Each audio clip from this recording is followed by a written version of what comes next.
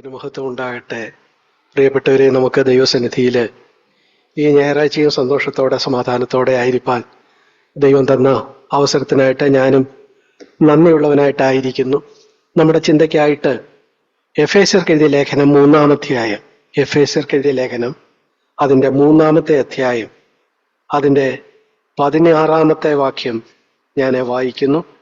എഫേസ്യർ 3:16. അവിടെ അവൻ്റെ ആത്മാവിനാൽ നിങ്ങൾ അകത്തെ മനുഷ്യനെ സംബന്ധിച്ച് ശക്തിയോടെ ബലപ്പെടേണ്ടതിനും, അത് അവസാനിക്കുന്ന 19-ലാണ്. അവിടെ പറയുന്നു, ശക്തിയോടെ ബലപ്പെടേണ്ടതിനും ഞാൻ പ്രാർത്ഥിക്കുന്നു എന്നാണ് പൗലോസ് ഇവിടെ പറയുന്നത്. പ്രിയമുള്ളവരെ, നമ്മൾ പൗലോസിന്റെ ലേഖനങ്ങളിൽ 4 പൗലോസ് പ്രാർത്ഥിക്കുന്നു പ്രാർത്ഥിക്കുന്നു പ്രാർത്ഥിക്കുന്നു എന്ന് പറയുന്നത് നമ്മൾ കാണുന്നുണ്ട്. എഫേസ്യർ എഴുതിയ ലേഖനം 1-ാം അധ്യായത്തില്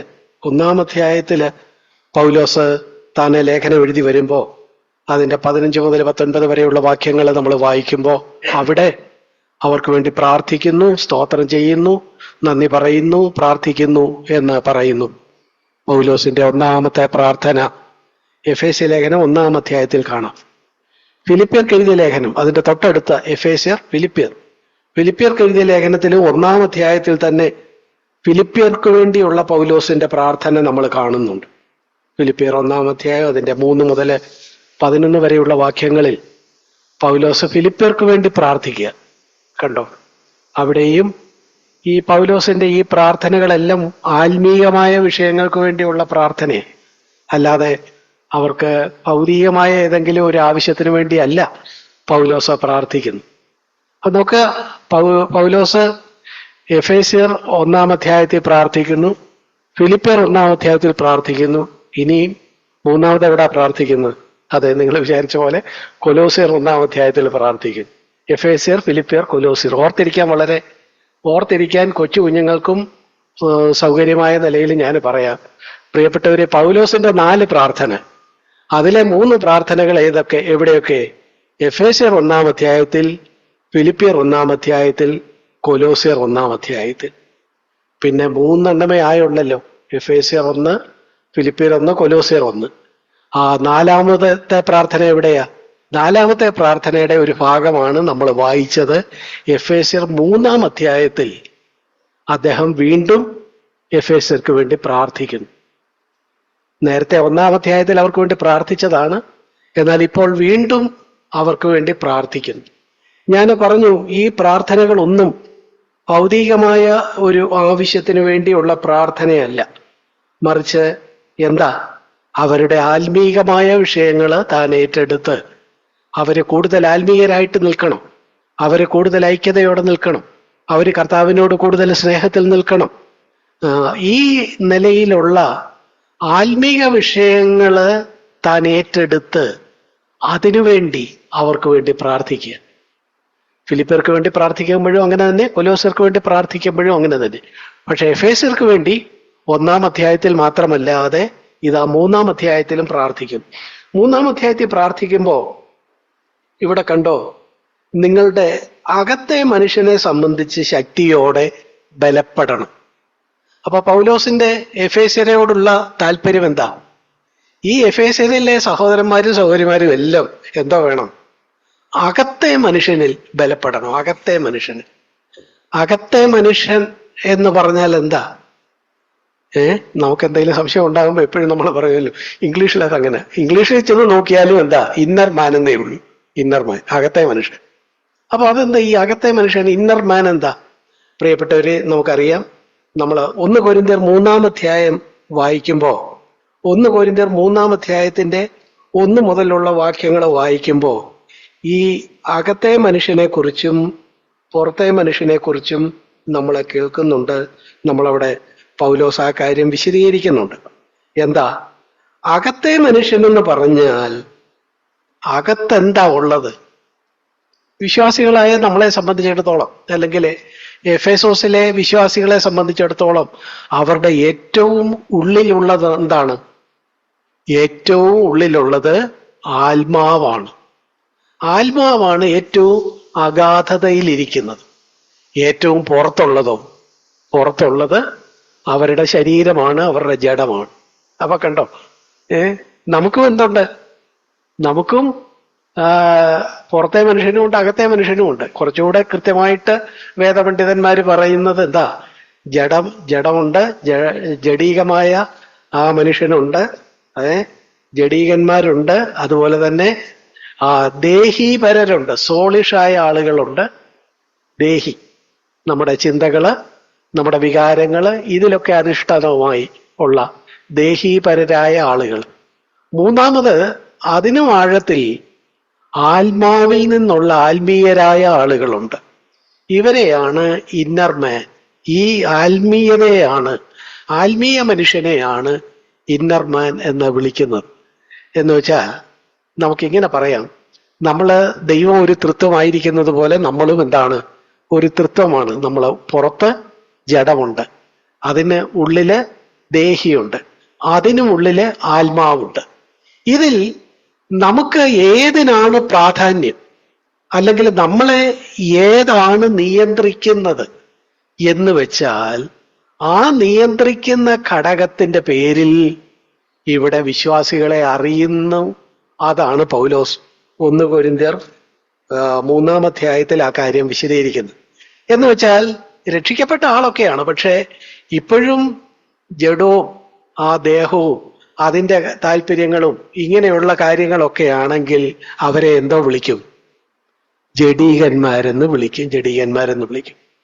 അതിന് പകരം അതിൻ്റെ നേരെ ഓപ്പോസിറ്റില് ആത്മാവിൽ ജീവിക്കുന്ന ആളുകള്, അവർക്കും എന്തുണ്ട്? അവർക്കും ദേഹവും ദേഹിയും ആത്മാവുമുണ്ട്. പക്ഷേ ആത്മീയരായ ആളുകളെ സംബന്ധിച്ചിടത്തോളം ഈ 3 നിയന്ത്രിക്കുന്നത് എന്തായിരിക്കും? അവരുടെ ആത്മാവായിരിക്കും. ജഡീകരെ സംബന്ധിച്ചോ, ജഡീകർക്കും രക്ഷിക്കപ്പെട്ട് സഭയിൽ വന്നതാണ്, പക്ഷെ അവർക്ക് എന്തുണ്ട്? ജഡമുണ്ട്, ദേഹിയുണ്ട്, ആത്മാവുണ്ട്. പക്ഷേ അവരെ നയിക്കുന്നത്, അവരെ നിയന്ത്രിക്കുന്നത്, അവരെ സ്വാധീനിക്കുന്നത് കൂടുതലും ജഡമായതുകൊണ്ട്, അവർ ജഡത്താൽ നിയന്ത്രിക്കപ്പെട്ട ആളുകളായതുകൊണ്ട് ജഡീകർ എന്നാണ് പൗലോസ പറയുന്നത്. ഇതിനെക്കുറിച്ച് ഒത്തിരി നേരം നമുക്ക് വേണമെങ്കിൽ പറഞ്ഞുകൊണ്ടിരിക്കാം, പക്ഷെ നമുക്ക് സമയമില്ല. പ്രിയപ്പെട്ടവരെ, വേഗത്തിൽ നമുക്ക് മനസ്സിലാകാൻ ഞാനൊരു ചോദ്യം ചോദിക്കട്ടെ. നിങ്ങൾക്കിതിൽ ആരാകണം? ജഡീകനാകണോ? എന്തോ ബ്രദറെ ഈ പറയുന്നത്? ഞങ്ങളൊന്നും ജഡീകരാകാനല്ല, പിന്നെന്താ? നിങ്ങളെല്ലാവരും പറയും ഞങ്ങളൊക്കെ ആത്മീയരാകണം എന്ന് വെച്ചാൽ അകത്തെ മനുഷ്യനാൽ നയിക്കപ്പെടുന്ന ആളുകളാകണം. പുറത്തെ മനുഷ്യനായ ജഡത്താൽ നയിക്കപ്പെടുന്നവരല്ല, അകത്തെ മനുഷ്യനാൽ നയിക്കപ്പെടുന്നവരാകണം. അങ്ങനെ ഉള്ള ആത്മീയരായ ആളുകളാകാനാണ് ഞങ്ങൾക്ക് ആഗ്രഹമെന്ന് നിങ്ങളെല്ലാവരും പറയും. എന്ന് പറഞ്ഞതുപോലെ ഇവിടെ എഫേസോസിലെ ആളുകൾക്ക് എഫേസ്യർക്ക് ലേഖനം എഴുതുമ്പോ പൗലോസ് ഇവരൊക്കെ ആത്മീയരാകണം, ജഡീകരാകരുത് എന്നൊക്കെ ഉദ്ദേശിച്ച് പറയുമ്പോ ആത്മീയരാകാൻ വേണ്ടി എന്ത് സംഭവിക്കണം? ഇവര് ആത്മാവിൽ കൂടുതൽ ശക്തിപ്പെടണം, ബലപ്പെടണം. ഇതാണ് ഞാൻ നിങ്ങൾക്ക് വേണ്ടി പ്രാർത്ഥിക്കുന്നത് എന്നാണ് ഇവിടെ എഫേസ്യർ 3-ാം അധ്യായത്തിന്റെ 16-ാമത്തെ വാക്യത്തിൽ താൻ പറയുന്നത്. കണ്ടോ? അവന്റെ ആത്മാവിനാൽ, അവന്റെ എന്ന് വെച്ചാൽ കർത്താവിന്റെ ദൈവപരിശുദ്ധാത്മാവിനാൽ നമ്മൾ എന്തോ വേണം, അല്ലെങ്കിൽ വിശ്വാസികൾ എന്തോ വേണം? അകത്തെ മനുഷ്യനെ സംബന്ധിച്ച് ആത്മാവിൽ കൂടുതൽ ബലമുള്ളവരായിട്ട്, നാള് കഴിയുന്തോറും കൂടുതൽ ആത്മീയരായിട്ട് അവര് തീരണം. അങ്ങനെ തീർന്നില്ലെങ്കിൽ എന്തോ പറ്റും? ആത്മാവിന്റെ കാര്യത്തിൽ ആ നിലയിൽ കൂടുതൽ ബലത്തിലേക്ക് വന്നുകൊണ്ടിരുന്നില്ലെങ്കിൽ എന്തു പറ്റും? പ്രിയപ്പെട്ടവരെ, നമ്മിലുള്ള ജഡം എന്തോ നോക്കിയിരിക്കുക, ഇതിന്റെ മുൻസ്ഥാനം തനിക്ക് കൈയടക്കാൻ എപ്പോഴവസരം കിട്ടുന്നതെന്ന് നോക്കിയിരിക്കുക. അതുകൊണ്ട് നമ്മൾ ആത്മീയരായി നിൽപ്പാൻ നമ്മൾ താല്പര്യപ്പെട്ടില്ലെങ്കിൽ, നമ്മൾ ആ കാര്യത്തിൽ അലസരായി പോയാൽ, അല്ലെങ്കിൽ നമ്മളത് വിസ്മരിച്ചു പോയാൽ ക്രമേണ നമ്മിൽ തന്നെയുള്ള ഈ ജഡം എന്തായി തീരും? ജഡം മുൻകൈയെടുക്കും. മുൻകൈയെടുത്ത് ഫലത്തിൽ നമ്മൾ ജഡീകരായി പോകും. അങ്ങനെ ജഡീകരായി പോകരുതെങ്കിൽ എന്ത് വേണം? നമ്മള് ആത്മാവിൽ ബലപ്പെടണം. അകത്തെ മനുഷ്യനെ സംബന്ധിച്ച് ബലപ്പെടുന്നവരാകണം. പൗലോസ് എഫേസോസിലുള്ളവരെ കുറിച്ച് ആഗ്രഹിക്കുന്നത്, അല്ലെ അവർക്ക് വേണ്ടി പ്രാർത്ഥിക്കുന്നത്, സഹോദരന്മാരെ നിങ്ങൾ എല്ലാവരും എന്തായിരിക്കണം? ഒരാൾ പോലും ജഡീകനായി പോകരുത്. നിങ്ങൾ എല്ലാവരും ആത്മീകരായിരിക്കണം. അതിനുവേണ്ടി ഞാനിതാ പ്രാർത്ഥിക്കുന്നു എന്നാണ് പൗലോസ് ഇവിടെ പറയുന്നത്. ഓക്കെ, നമുക്ക് വളരെ വേഗത്തിൽ മുന്നോട്ട് പോകാം.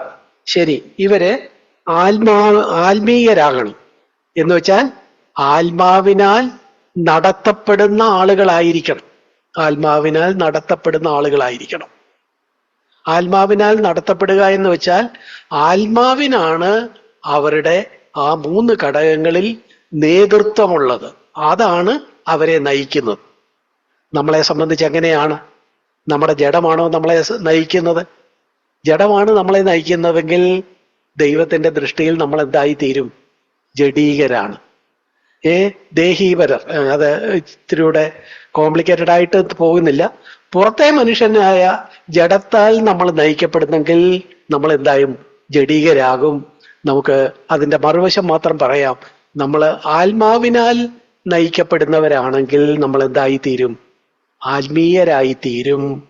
ആ ആത്മീയതയിൽ അകത്തെ മനുഷ്യനെ സംബന്ധിച്ച് ശക്തിയോടെ ബലപ്പെടണം.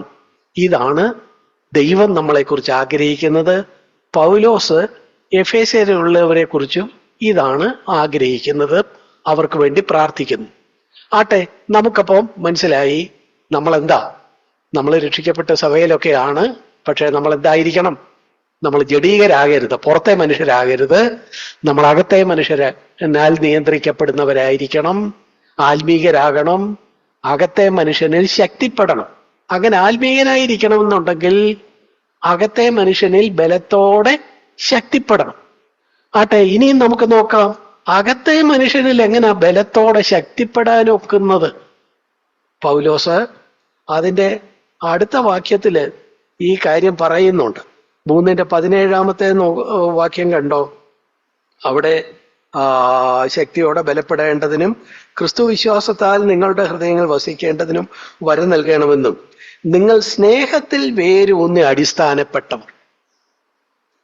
പ്രിയപ്പെട്ടവരെ, അപ്പോ നമ്മുടെ അകത്തെ മനുഷ്യനിൽ നമ്മൾ ശക്തിപ്പെടണമെങ്കിൽ നമ്മൾ അടുത്തു വേണ്ടത് എന്താ? അടുത്തു വേണ്ട കാര്യം അദ്ദേഹം പറയുന്നു, നമ്മൾ സ്നേഹത്തിൽ വേരൂന്നണം, സ്നേഹത്തിൽ അടിസ്ഥാനപ്പെടണം. ഇത് നിങ്ങൾ പ്രത്യേകിച്ചും മലയാളത്തിൽ ഇത് വായിച്ചു മനസ്സിലാക്കുന്നത് വലിയ പാടാണ്. ഈ പ്രാർത്ഥന എല്ലാം ഒരൊറ്റ സെന്റൻസ് ആയിട്ടാണ് പൗലോസ് പറഞ്ഞു വെച്ചേക്കുന്നത്, പല വാക്യങ്ങൾ. അപ്പൊ ഇതെല്ലാം എടുത്ത് നമുക്ക് തിരിച്ചു പറയാൻ സമയമില്ല. അതുകൊണ്ട് പ്രധാന കാര്യങ്ങൾ മാത്രമാണ് പറയുന്നത്. നമ്മൾ പറഞ്ഞു അകത്തെ മനുഷ്യനിൽ ബലപ്പെടണം, അല്ലെങ്കിൽ നമ്മൾ ജഡീകരായി പോകും. ശരി, അകത്തെ മനുഷ്യനിൽ ബലപ്പെടാൻ എന്ത് വേണം? ഇതാ തൊട്ടടുത്ത് നമ്മൾ കാണുന്നു, നിങ്ങൾ സ്നേഹത്തിൽ വേരൂന്നി അടിസ്ഥാനപ്പെട്ടവരാകണം. സ്നേഹത്തിൽ വേരൂന്നി അടിസ്ഥാനപ്പെടുക. ശരി, സ്നേഹത്തിൽ എന്ന് പറയുമ്പോൾ ഏത് സ്നേഹം? എന്ത് സ്നേഹം? നമ്മൾ ആ ഭാഗം വായിക്കുമ്പോൾ, നമ്മളത് മുഴുവൻ ചേർത്ത് വായിക്കുമ്പോൾ 19 വാക്യത്തിലൊക്കെ അത് വിശദമായിട്ട് പറയുന്നുണ്ട്. ക്രിസ്തുവിൻ സ്നേഹത്തെ അറിയുവാനും ദൈവത്തിന്റെ എല്ലാ നിറവോളം നിറഞ്ഞു വരുവാനും.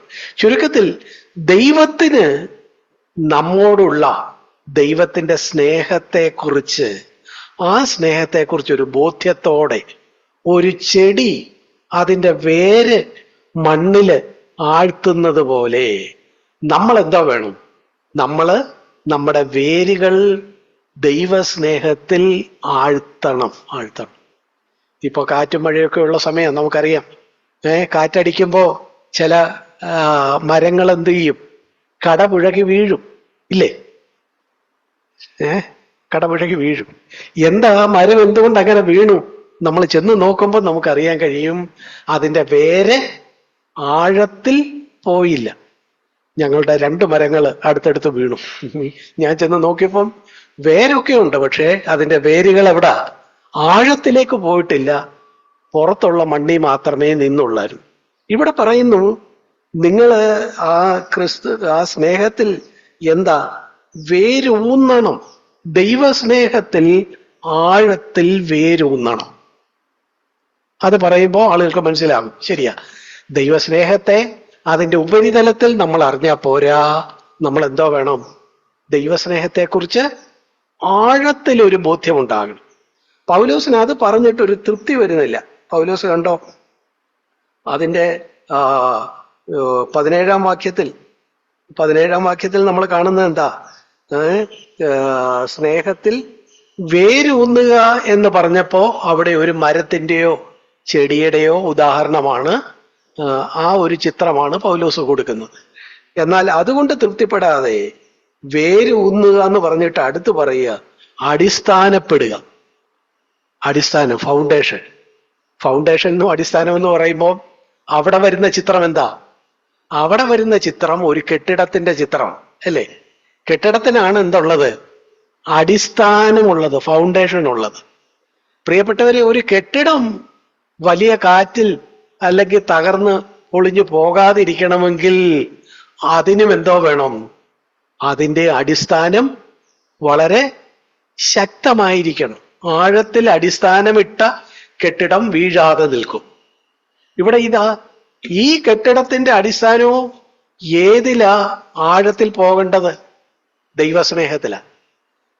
നിങ്ങളെ എൻ്റെ കൂടെ നിൽക്കണേ. ദൈവസ്നേഹത്തെക്കുറിച്ച് പറഞ്ഞാണ് പൗലോസ് പറയുന്നത്. അപ്പൊ പൗലോസ് കേവലം ചെടിയുടെയോ മരത്തിന്റെയോ ഒരു ഉദാഹരണം പറഞ്ഞിട്ട് തൃപ്തിയില്ലാതെ അതേ കാര്യം തന്നെ ഒരു കെട്ടിടത്തോടുള്ള ബന്ധത്തിലും സൂചിപ്പിച്ചുകൊണ്ട് അടിസ്ഥാനത്തെക്കുറിച്ചും പറയും. ചുരുക്കത്തിൽ നമുക്കിതിൽ നിന്ന് രണ്ടിൽ നിന്നും നമുക്ക് ഇങ്ങനെ പറയാം, നമ്മള് എന്ത് വേണം? ദൈവത്തിന്റെ സ്നേഹത്തിൽ വേരൂന്നണം, ആഴത്തിൽ വേരൂന്നണം. അല്ലെങ്കിൽ അതേ കാര്യം തന്നെ നമുക്ക് ഇങ്ങനെ പറയാം, ദൈവത്തിന്റെ സ്നേഹത്തിൽ നമ്മൾ ആഴത്തിൽ അടിസ്ഥാനപ്പെടണം. ചുരുക്കത്തിൽ രണ്ടും പറഞ്ഞാലും സ്നേഹത്തിന്റെ ഉപരിതലത്തിൽ നിന്നാ പോരാ. ഉപരിതലത്തിൽ നിന്നാൽ എപ്പോ വേണമെങ്കിലും അത് മറിഞ്ഞു പോകും. അതുകൊണ്ട് ആഴത്തിൽ വേര് വേണം, ആഴത്തിൽ അടിസ്ഥാനമിടണം. ഏതിൽ? ദൈവത്തിന് നമ്മോടുള്ള സ്നേഹത്തെക്കുറിച്ചുള്ള ബോധ്യത്തിൽ നമ്മൾ ആഴത്തിൽ ഉറപ്പുള്ളവരായിട്ട് നിൽക്കണം. ആഴത്തിൽ ഉറപ്പുള്ളവരായിട്ട് നിൽക്കണം. എന്തിനു വേണ്ടി അങ്ങനെ നിൽക്കുന്നത്? അങ്ങനെ നിന്നാലേ, നമ്മൾ പറഞ്ഞു തുടങ്ങിയത് എവിടെയാ? 3:16 പറഞ്ഞു തുടങ്ങിയത്. അകത്തെ മനുഷ്യനിൽ, ഇന്നർ മാനിൽ, സ്പിരിച്വൽ മാനിൽ, അവിടെ നമ്മൾ ശക്തരാകണമെങ്കിൽ അതിനുള്ള വഴിയാണ് നമ്മൾ 3:17 വായിച്ചത്. നമ്മള് ദൈവസ്നേഹത്തിൽ വേരൂന്നുകയും അടിസ്ഥാനപ്പെടുകയും വേണം എന്ന് പറഞ്ഞത്. ഇനി ഈ സ്നേഹത്തിൽ വേരൂന്നുക, അടിസ്ഥാനപ്പെടുക എന്ന് പറഞ്ഞതിനെ അത്രയും പറഞ്ഞിട്ടും പൗലോസിന് തൃപ്തിയില്ല. പൗലോസ് അതിനെക്കുറിച്ച് കൂടുതൽ ഗഹനമായിട്ട് തൊട്ടടുത്ത വാക്യത്തിൽ പറയും. 3:18 വാക്യത്തിൽ പറയും, ഇവരെങ്ങനെയാ ഈ സ്നേഹത്തിൽ വേരൂന്നുകയും അടിസ്ഥാനപ്പെടുകയും ചെയ്യേണ്ടത്? അവര് ആ സ്നേഹത്തിന്റെ വീതിയും നീളവും ഉയരവും ആഴവും എന്ത് എന്ന് ആഴത്തിൽ ഗ്രഹിക്കുന്നവരായി തീർന്നാൽ അവർക്ക് എന്ത് ചെയ്യാം? അവർക്ക് സ്നേഹത്തിൽ കൂടുതൽ അടിസ്ഥാനപ്പെട്ടവരായിട്ടും സ്നേഹത്തിൽ കൂടുതൽ വേരൂന്നിയവരായിട്ടും ആയിരിക്കാം. അവ കണ്ടോ, ദൈവസ്നേഹം, നമ്മോടുള്ള ദൈവസ്നേഹം, ഇത് നമുക്ക് എല്ലാവർക്കും അറിയാവുന്ന കാര്യമാണ്. നമ്മളിപ്പോ എത്ര പാട്ട് പാടി, മിക്ക പാട്ടിലും എന്തുണ്ട്? ദൈവം നമ്മെ സ്നേഹിക്കുന്നെന്നും ദൈവസ്നേഹത്തെക്കുറിച്ചാ കൊച്ചു കുഞ്ഞുങ്ങൾക്ക് വരെ അറിയാം. പക്ഷേ കേവലം ഒരു അറിവായിട്ട് നിന്നാൽ പോരാ പ്രിയപ്പെട്ടവര്. ആ സ്നേഹത്തെക്കുറിച്ച് നമുക്ക് വളരെ ആഴത്തിൽ ഒരു ബോധ്യം ഉണ്ടാകണം. എന്തിനുണ്ടാകണം? ആഴത്തിലുള്ള ആ ബോധ്യമുണ്ടെങ്കിലേ നമ്മൾ എന്തുണ്ടാകുള്ളൂ? ദൈവസ്നേഹത്തിൽ നമ്മൾ അങ്ങനെ അടിസ്ഥാനപ്പെട്ടാലേ നമ്മൾ അകത്തെ മനുഷ്യനിൽ ബലപ്പെട്ട് നമ്മൾ ആത്മീയരായി നിൽക്കുകയുള്ളൂ. അല്ലെങ്കിൽ ആ കാര്യത്തിൽ ഒരു ഇളക്കമുണ്ടെങ്കിൽ നമ്മൾ ആത്മീയരല്ലാതെ പോകും.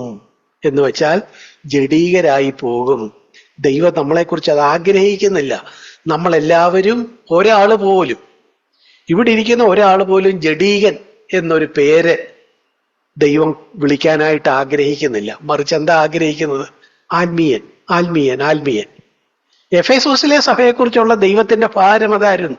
എഫേസോസിലെ സഭയിലുള്ളവർ, എഫേസിലുള്ളവർ എല്ലാവരും, ആ സഭയിലുള്ളവരെല്ലാം അകത്തെ മനുഷ്യനിൽ ബലപ്പെട്ട, അതായത് സ്പിരിച്വലായ, ആത്മീയരായ ആളുകളായിരിക്കണം. ഇതായിരുന്നു ദൈവത്തിന്റെ ആഗ്രഹം. ദൈവത്തിന്റെ ഈ ഭാരമാണ് പൗലോസ് ഏറ്റെടുത്ത് ആ കാര്യത്തിന് വേണ്ടി പ്രാർത്ഥിക്കുന്നത്. ദൈവമേ, ഈ എഫേസോസിലുള്ള എല്ലാ മനുഷ്യരും എന്തായിരിക്കണം? ആത്മീയരായിരിക്കണം. ഒരാൾ പോലും ജഡീകനാകരുത്. ശരി, ആത്മീയനാണെങ്കിൽ എന്തോ വേണം? അകത്തെ മനുഷ്യനിൽ ബലപ്പെടണം. ആട്ടെ, എങ്ങനെ ബലപ്പെടാം? ബലപ്പെടുന്നത് ദൈവത്തിന് അവരോടുള്ള സ്നേഹത്തെക്കുറിച്ചുള്ള ബോധ്യത്തിലാണ് അവര് ബലപ്പെടേണ്ടത്. ശരി, ആ സ്നേഹത്തെക്കുറിച്ച് വെറുതെ ഒരു ബോധ്യം ഉണ്ടായാൽ മതിയോ? പോരാ.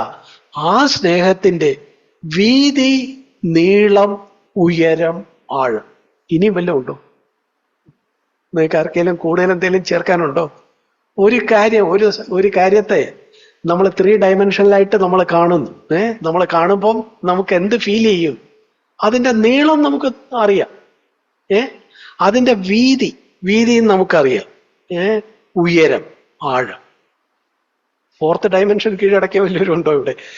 പ്രിയമുള്ളവരെ, നമ്മളെ സംബന്ധിച്ചിടത്തോളം ഈ 3, അതിന്റെ നീളം, വീതി, ഉയരം, ആഴം, 4 കാര്യങ്ങള് നമ്മൾ കാണുന്നുണ്ട്. ആ 4 കാര്യങ്ങൾ കീഴടക്കിയവരാണ് നമ്മൾ. 5ാമത് വല്ലതും കീഴടക്കിയവരുണ്ടോ എന്നാണ് ഞാൻ ചോദിച്ചതിൽ തെറ്റിപ്പോയി. അപ്പൊ പ്രിയപ്പെട്ടവരെ, നമ്മൾ പറഞ്ഞു വരുന്നത് എന്താ?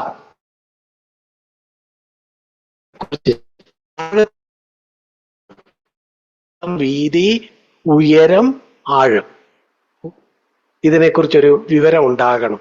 ഉയരവും ആഴവും ഒരേ നാണയത്തിന്റെ തന്നെ 2 വശങ്ങളാണ്. എങ്കിലും നമുക്കിവിടെ പറഞ്ഞ കാര്യത്തിലേക്ക് വരാം. നമ്മൾ 3:16 പറഞ്ഞു, നിങ്ങൾ അകത്തെ മനുഷ്യനെ സംബന്ധിച്ച് ബലപ്പെടണം. 17 പറഞ്ഞു, സ്നേഹത്തിൽ വേരൂന്നിയാലേ കഴിയുള്ളൂ എന്ന് പറഞ്ഞു. ഏത് സ്നേഹം? ദൈവത്തിന് നിങ്ങളോടുള്ള സ്നേഹം. 3, ആ സ്നേഹത്തിൽ തന്നെ എന്തോ വേണം? ആ സ്നേഹത്തിന്റെ വീതിയും നീളവും ഉയരവും ആഴവും എന്തെന്ന് സകല വിശുദ്ധന്മാരോടും, ദൈവം നമുക്ക് കൂട്ടിന് തന്നിരിക്കുന്ന സകല വിശുദ്ധന്മാരോടും കൂടെ ചേർന്ന് നമ്മൾ മനസ്സിലാക്കണം. ഇതാണ് ദൈവം നമ്മളെക്കുറിച്ച് ആ സ്നേഹത്തിൽ വർദ്ധിച്ചു വരാൻ ദൈവം വെച്ചിട്ടുള്ള വഴി. പ്രിയപ്പെട്ടവരെ, നമുക്കിതിൽ ഓരോന്ന് വേണമെങ്കിൽ നോക്കാം. ഈ ദൈവത്തിന് നമ്മോടുള്ള സ്നേഹത്തിന്റെ നീളം എന്ന് പറയുമ്പോ അതെങ്ങനെയാ നമ്മൾ കാണുന്നത്? നീളം, സ്നേഹത്തിന്റെ നീളത്തെക്കുറിച്ച്, മുന്നോട്ടുള്ള അതിന്റെ ആ കാര്യത്തെക്കുറിച്ച് നമുക്ക് പറയുന്ന ഏതെങ്കിലും ഒരു വാക്യം ഓർമ്മയുണ്ടോ? 1 കൊരിന്ത്യർ 13-ാം അധ്യായത്തിന്റെ 8-ാമത്തെ വാക്യം സ്നേഹത്തെക്കുറിച്ചുള്ള വാക്യമാണ്. അവിടെ എന്താ പറയുന്നത്? ദൈവത്തിന് നമ്മോടുള്ള സ്നേഹത്തെക്കുറിച്ചാണ്. അവിടെ ഏറ്റവും ഉദാത്തമായ സ്നേഹത്തെക്കുറിച്ചാണ് പറയുന്നത്, മാനുഷിക സ്നേഹത്തെക്കുറിച്ചല്ല. അപ്പൊ ദൈവത്തിന്റെ സ്നേഹത്തെക്കുറിച്ച് തന്നെയാണ് 1 കൊരിന്ത്യർ 13-ാം അധ്യായം, സ്നേഹത്തിന്റെ അധ്യായം എന്ന് പറയുന്ന അധ്യായം.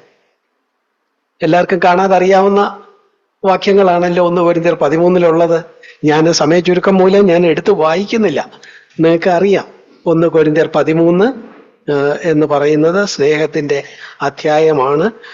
ഞാൻ മനുഷ്യരുടെയും ദൂതന്മാരുടെയും ഭാഷകളിൽ സംസാരിച്ചാലും എനിക്ക് സ്നേഹമില്ല എങ്കിൽ ഞാൻ മുഴങ്ങുന്ന ചെമ്പോ ചിലമ്പുന്ന കൈത്താളമോ ആണ് എന്നൊക്കെ പറഞ്ഞുള്ളത്. അതിന്റെ 8-ാമത്തെ വാക്യം നോക്കുക. 8-ാമത്തെ വാക്യം, അവിടെ നമ്മൾ കാണുന്നത് എന്താ? സ്നേഹം ഒരു നാളും ഉതിർന്നു പോകയില്ല. ദൈവത്തിന് നമ്മോടുള്ള സ്നേഹം ഒരു നാളും ഉതിർന്നു പോകയില്ല എന്ന് പറഞ്ഞാൽ, ഇന്ന് നമ്മളോട് സ്നേഹം ഉണ്ടെന്നറിയാം, നാളെയും ദൈവത്തിന്റെ സ്നേഹം ഉതിർന്നു പോവുകയില്ല. മറ്റേനാളും ഉതിർന്നു പോവുകയില്ല. ആട്ടെ, 10 കൊല്ലം കഴിഞ്ഞു ഉതിർന്നു പോവുകയില്ല. 10 കൊല്ലം കഴിഞ്ഞ് 25 കൊല്ലം കഴിഞ്ഞോ? ഇല്ല, പോവുകയില്ല. 100 കൊല്ലം കഴിഞ്ഞോ? പോവുകയില്ല. 1000 കൊല്ലം കഴിഞ്ഞോ? പോവുകയില്ല. അപ്പൊ നമ്മള് മുന്നോട്ട് മുന്നോട്ട് മുന്നോട്ട് മുന്നോട്ട് പോകുമ്പം ഈ സ്നേഹം എന്താ? അതിന്റെ നീളം അങ്ങനെ കൂടിക്കൂടി വരിക. ഈ സ്നേഹം നിത്യതയിൽ ചെന്ന് നിത്യതയിലും തുടരും. അമ്പട, ദൈവത്തിന്റെ സ്നേഹത്തിന്റെ നീളം അത്രയുമുണ്ട്. സ്നേഹത്തിന്റെ നീളം അത്രയുമുണ്ട്. ഈ സ്നേഹത്തെ നമ്മൾ ധ്യാനിക്കണം. ധ്യാനിക്കുമ്പോഴേ ഈ സ്നേഹത്തിൽ നമുക്ക് കൂടുതൽ വേരൂന്നാനും കൂടുതൽ അടിസ്ഥാനപ്പെടാനും കഴിയുള്ളൂ. അപ്പോ ദൈവത്തിന്റെ സ്നേഹത്തിന്റെ നീളം ശരി. ദൈവത്തിന്റെ സ്നേഹത്തിന്റെ വീതിയോ? സ്നേഹത്തിന്റെ വീതി പറയുന്ന ഏതെങ്കിലും ഒരു വാക്യം നിങ്ങൾക്ക് ആർക്കെങ്കിലും ഓർമ്മ കിട്ടുന്നുണ്ടോ? ഞാൻ തന്നെ അങ്ങ് പറയാം. നമുക്ക് കൊച്ചു കുഞ്ഞുങ്ങൾക്ക് വരെ അറിയാവുന്ന വാക്യമാണ് ദൈവത്തിന്റെ സ്നേഹത്തെക്കുറിച്ചുള്ള ഒരു വാക്യം. ഏത് വാക്യമാ? ഏറ്റവും സഭയിൽ ആദ്യം വരുന്ന ആള് പോലും അറിയാവുന്ന ഒരു വാക്യം. യോഹന്നാൻ 3:16. യോഹന്നാൻ 3:16 എന്ന് പറയുമ്പോൾ, തന്റെ ഏകജാതനായ പുത്രനിൽ വിശ്വസിക്കുന്ന ഏവനും നശിച്ചു പോകാതെ നിത്യജീവൻ പ്രാപിക്കേണ്ടതിന് ദൈവം അവനെ നൽകുവാൻ തക്കവണ്ണം ലോകത്തെ സ്നേഹിച്ചു. ദൈവത്തിന്റെ സ്നേഹത്തെക്കുറിച്ച് പറയുന്ന വാക്യമാണ് യോഹന്നാൻ 3:16. അവിടെ ആ സ്നേഹത്തില് എവിടെ വീതിയെക്കുറിച്ച് പറയുന്നത്? പ്രിയമുള്ളവര്, വേദപണ്ഡിതന്മാര് പറയുന്നത് തന്റെ ഏകജാതനായ പുത്രനിൽ വിശ്വസിക്കുന്ന ഏവനും എന്ന് പറയുമ്പോ ഇന്ത്യയിലുള്ളവനും ആഫ്രിക്കയിലുള്ളവനും അമേരിക്കയിലുള്ളവനും ഓസ്ട്രേലിയയിലുള്ളവനും ഈ ഭൂഖണ്ഡത്തിന്റെ ഏത് വശത്തുള്ളവനും ഏവനും കണ്ടോ? ആ ദൈവസ്നേഹം എല്ലാവരെയും ഉൾക്കൊള്ളുന്നതാണ്. ഏവനും. നമ്മളിത് ക്രിസ്തീയതയുടെ മാത്രം പ്രത്യേകതയാണ്. സ്നേഹത്തിന്റെ ആ നിലയിലുള്ള മാർഗമാണ് ക്രിസ്തീയത. കണ്ടോ? ആഫ്രിക്കയിലെ നരഭോജി, അക്ഷരം അറിഞ്ഞുകൂടാത്തവൻ, വസ്ത്രം ധരിക്കാത്തവൻ, അവനെയും ആര് സ്നേഹിക്കുന്നു? ദൈവം സ്നേഹിക്കുന്നു. ഇനി ജപ്പാനിലുള്ള വലിയ കമ്പനി ഉടമസ്ഥനും വലിയ ആളും, അദ്ദേഹത്തെയും ദൈവം സ്നേഹിക്കുന്നു. ഇന്ത്യയിലുള്ള കേരളത്തിലെ ഇങ്ങേ അറ്റത്തുള്ള നമ്മളെ ദൈവം സ്നേഹിക്കുന്നു. ഓസ്ട്രേലിയയില് അങ്ങേ അറ്റത്തുള്ള ചുരുക്കത്തിൽ ഏവനും ഈ മുഴു ലോകവും അതിന്റെ ആ നിലയിൽ എവിടം നോക്കിയാലും അവരെ മുഴുവൻ ദൈവം സ്നേഹിക്കുന്നെങ്കിൽ ആ സ്നേഹത്തിന്റെ വീതിയാണ് ആ ഉദ്ദേശിക്കുന്നത് എന്നാണ് അവിടെ വ്യാഖ്യാനിക്കുന്നത്. അപ്പൊ നീളത്തെക്കുറിച്ച് പറഞ്ഞു. ദൈവത്തിന്റെ സ്നേഹം 5 കൊല്ലം കഴിഞ്ഞാലും 10 കൊല്ലം കഴിഞ്ഞാലും 100 കൊല്ലം കഴിഞ്ഞാലും വരാൻ പോകുന്ന നിത്യതയിലും അവിടെയും തുടർന്ന് ഒരു നാളും ഉതിർന്നു പോകാതെ മുന്നോട്ട് പോകും. അതൊന്ന് വ്യക്തമാക്കാൻ, സ്നേഹമോ ഒരു നാളും ഉതിർന്നു പോകുകയില്ല എന്ന് കുഞ്ഞുങ്ങൾ പതുക്കെ അങ്ങ് പറയരുത്. സ്നേഹമോ ഒരു നാളും, എവിടാ ഇതൊന്ന് നിർത്തുന്നത്? അതങ്ങ് നീണ്ടു പോവുക. അപ്പോ സ്നേഹത്തിന് അത്രയും നീളമുണ്ട്. വീതിയോ? തന്റെ ഏകജാതനായ പുത്രനെ വിശ്വസിക്കുന്ന ഏവനും നീളം, വീതി. ഇത് ഓർക്കുക പ്രിയപ്പെട്ടവരെ, നമ്മളെ ദൈവം സ്നേഹിക്കാൻ എന്തായിരുന്നു ന്യായം? എന്തേലും ഗുണമുള്ള ആളുകളായിരുന്നു. ഈ ലോകത്തെ സ്നേഹിക്കാൻ കൊള്ളാവുന്ന 10 പേരെ തെരഞ്ഞെടുക്കുമ്പോ നമ്മളെ തെരഞ്ഞെടുത്തത് എന്തിനാ? സത്യം പറഞ്ഞ കൊള്ളാവുന്ന ആളുകളായിരുന്നു. സത്യമായിട്ട് നമ്മൾ നെഞ്ചത്ത് കൈവച്ച് പറഞ്ഞാൽ നമുക്ക് പറയാൻ കഴിയുന്നത്, ഈ പ്രദേശത്ത്, കോട്ടയം പ്രദേശത്ത് ബാക്കി ആരെ എടുത്താലും എന്നെ ദൈവം എടുക്കാൻ ഞാൻ യോഗ്യനല്ലായിരുന്നു. എങ്കിലും ദൈവത്തിന്റെ സ്നേഹത്തിന്റെ നീളവും വീതിയും ഇത്രയും വിശാലമായതുകൊണ്ട് എന്നെയും ഉൾക്കൊണ്ടു എന്ന് മാത്രമേ നമുക്ക് സത്യസന്ധമായിട്ട് പറയാൻ കഴിയുള്ളൂ. നമുക്ക് വേഗത്തിൽ പോകാം. അപ്പം എന്തൊക്കെയാ പറഞ്ഞത്? 18ാമത്തെ വാക്യത്തിൽ വീതിയും നീളവും ഉയരവും ആഴവും. ഉയരത്തെക്കുറിച്ച് അവിടെ പറഞ്ഞിരിക്കുന്നു. ഉയരത്തെക്കുറിച്ച് പറയുന്ന ഒരു ഭാഗം 1 യോഹന്നാൻ 3-ാം അധ്യായം 1-2 വാക്യങ്ങൾ നിങ്ങൾ വായിച്ചു നോക്കുക. ഞാൻ സമയം പോകുന്നത് കൊണ്ട് ഇതെല്ലാം എടുത്ത് വായിക്കുന്നില്ല. എങ്കിലും 1 യോഹന്നാൻ 3-ാം അധ്യായത്തില് ഈ ദൈവത്തിന്റെ സ്നേഹത്തെക്കുറിച്ച് അവിടെ പറയുന്നത്. പിതാവ് നമുക്ക് എത്ര വലിയ സ്നേഹം നൽകിയിരിക്കുന്നു എന്ന് പറഞ്ഞ് 1 യോഹന്നാൻ 3-1. എന്നിട്ട് ദൈവം നമ്മെ ആ സ്നേഹത്തിന്റെ ഫലമായിട്ട് താൻ ഇരിക്കുന്ന പോലെ തന്നെ കാണുന്നതാകൊണ്ട് തന്നോടൊപ്പം ചേർക്കും എന്നൊക്കെയാണ് താഴെ പറയുന്നത്. പ്രിയപ്പെട്ടവരെ, ദൈവം എവിടാ ഇരിക്കുന്നത്? ദൈവം സ്വർഗത്തിലായിരിക്കുന്നത്. സ്വർഗം എവിടാ? സ്വർഗം ഉയരത്തിലാ. ഉയരത്തിൽ എന്ന് പറഞ്ഞാൽ എവിടാ? ഉയരത്തിൽ, ഉയരത്തിൽ, ഉയരത്തിൽ.